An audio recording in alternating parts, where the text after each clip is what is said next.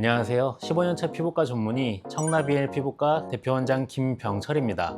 아마 눈밑 지방 재배치를 고민하고 계시거나 또는 예전에 수술을 한번 받으셨는데 또 재발을 해서 재수술을 고려하시는 분들이 아마 이 영상을 클릭하셨을 것 같습니다. 보통 이제 수술 한번 하면 이제 수술 더 이상 없을 거라고 생각하고 수술을 받으시는 분들이 많이 계신데, 저희 병원에 오시는 분들 중에 예전에 재배치 수술을 받으셨는데 재발하셔서 다시 재수술하러 오시는 경우가 생각보다 꽤 많이 계시거든요. 이렇게 재발률이 좀 높다 보니까 선뜻 수술을 선택하시기가 좀 쉽지 않은 상황에 있으실 것 같습니다. 그래서 오늘은 재발하지 않게 눈밑 지방을 치료하는 방법에 대해서 하나부터 열까지 자세하게 말씀드리겠습니다.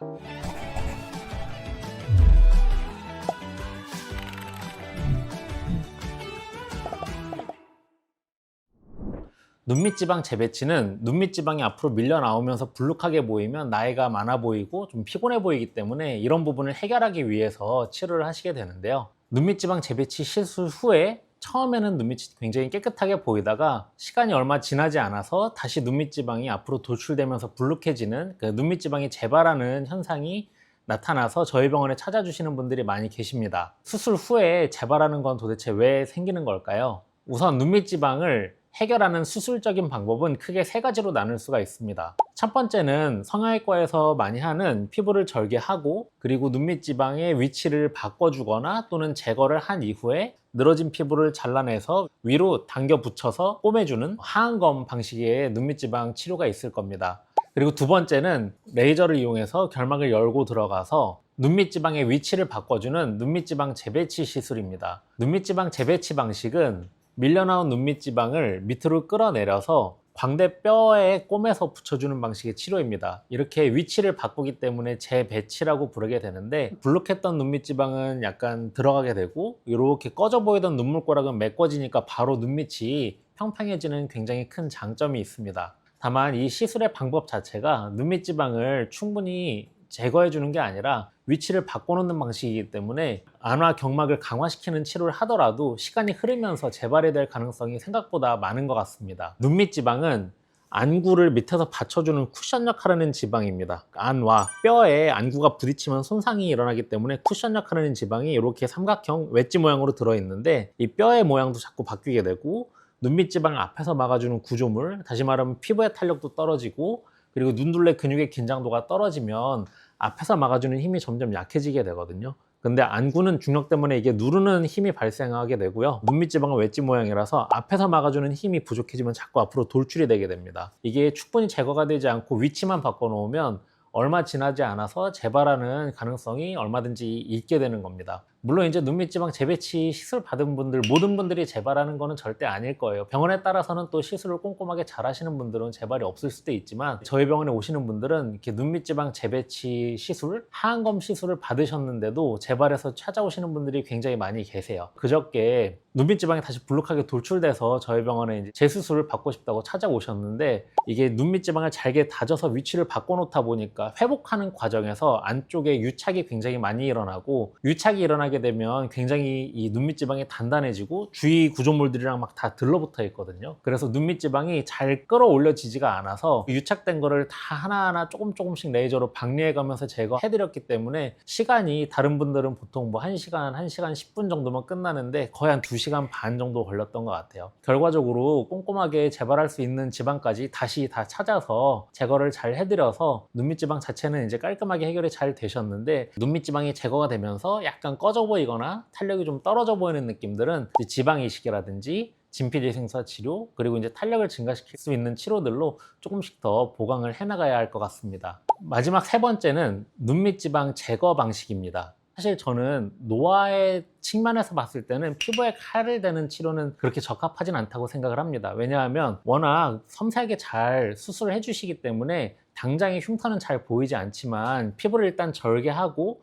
일정 부분을 잘라내서 꿰매 붙이는 순간 그 부분에는 미세한 흉터가 남을 수밖에 없거든요. 흉터 조직은 주위 정상 피부와는 노화가 진행되는 속도나 패턴이 시간이 흐르면서 조금씩 달라지게 됩니다. 그래서 눈매가 나이가 들면서 점점 더 날카로워지거나 원치 않는 주름들이 좀 많아지거나, 가장 큰 부작용 중에 하나는 흉터 조직은 단단하게 피부를 붙잡고 있는데 이제 주위의 정상 피부는 나이가 들면서 점점 탄력이 떨어지고 밑으로 처지게 되거든요. 흉터 조직이 이렇게 이제 들리면서 우리 안검 외반이라고 해서 눈꺼풀이 이렇게 이제 들리는 현상이 나타날 수도 있습니다. 위험성이 조금이라도 있기 때문에 하안검 방식은 제가 이제 노화를 해결하기 위한 방식으로는 그렇게 추천드리진 않고, 눈밑지방 재배치 방식은 아까 말씀드린 것처럼 재발의 가능성, 그리고 눈밑지방의 위치를 바꿔주는 것만으로는 한계가 명확하게 있다고 생각을 하기 때문에 저는 세 번째 눈밑지방 제거 방식으로 치료를 해드리고 있습니다. 결막을 통해서 눈밑지방을 제거한다는 것 자체가 사실은 아주 간단한 일은 아닙니다. 결막 사이즈는 굉장히 작은데 사실 눈밑지방 돌출되어 있는 분들 보면은 이 코 안쪽에서부터 여기 바깥쪽까지 돌출이 되어 있는 경우가 굉장히 흔하거든요. 그래서 눈밑지방 제거를 하는 병원에서도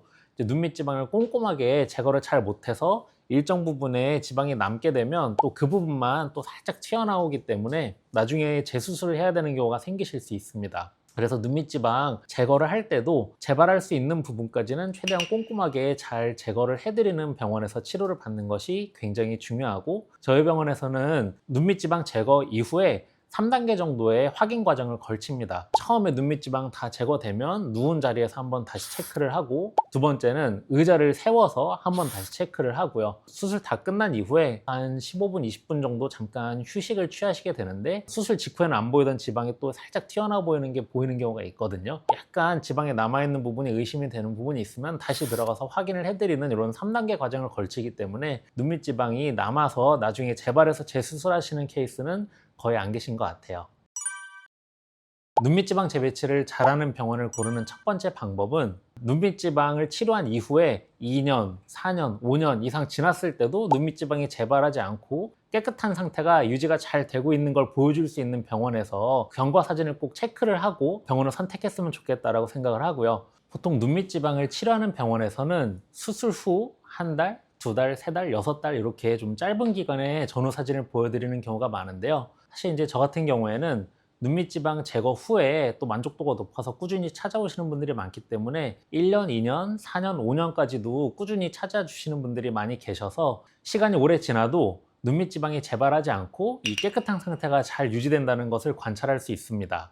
그리고 두 번째는 수술 중에 그리고 수술 후에 출혈이 적은 병원을 찾으시는 것이 굉장히 중요합니다. 밖으로 나오는 출혈은 사실 거의 문제가 되진 않는데, 안쪽으로 출혈이 생기게 되면 우리 눈이 붓거나 멍이 좀 들 수 있고요. 사실 이 정도까지는 미용적인 문제만 생기지 크게 위험하거나 그런 건 전혀 아니거든요. 수술 이후에 이 깊은 쪽, 눈밑지방 깊은 쪽에서 출혈이 조금씩 배어나올 수 있습니다. 그렇게 되면 우리 안구 뒤쪽으로 혈액이 고이면서 시신경이 출혈의 압력 때문에 압박받으면서 심각한 경우에는 실명까지도 생길 수 있는 위험성이 조금이나마 있다고 합니다. 사실 저는 당연히 그런 케이스를 만들어 본 적도 없고 실제로 본 적도 없지만, 작년인가 아마 뉴스에서 그 상안검 수술을 같이 하셨던 분이셨던 걸로 기억을 하는데, 이렇게 수술 이후에 이 뒤쪽에서 출혈이 계속 일어나는데 즉각적으로 대처를 못해서 실명사고가 한 케이스 있었던 거를 뉴스에서도 저도 접했었거든요. 그래서 이제 눈밑지방 수술을 할 때는 수술 전, 후에, 그리고 수술 과정 중에 출혈이 거의 없는 아주 섬세하게 치료할 수 있는 병원을 잘 찾아가시는 것이 굉장히 중요하겠습니다. 참고로 저희 병원에서 수술하시는 분들은 수술이 끝날 때까지 거의 출혈이 한 방울도 없는 경우가 거의 대부분이긴 합니다.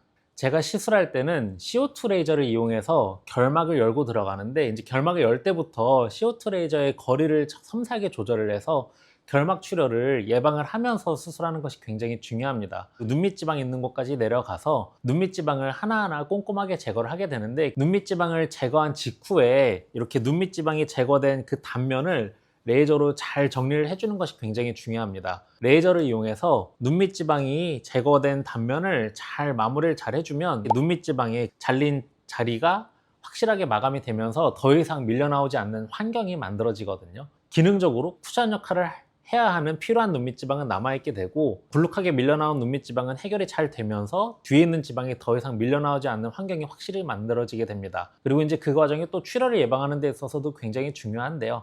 레이저로 지방 잘린 단면을 확실하게 마감을 잘 해주게 되면은 더 이상 출혈이 일어나지 않고 깔끔하게 수술이 마무리될 수 있습니다. 이렇게 오늘은 눈밑지방이 재발되는 원인과 또 어떻게 하면 눈밑지방을 잘 치료하는 병원을 찾을 수 있는지에 대해서 말씀을 드렸고요.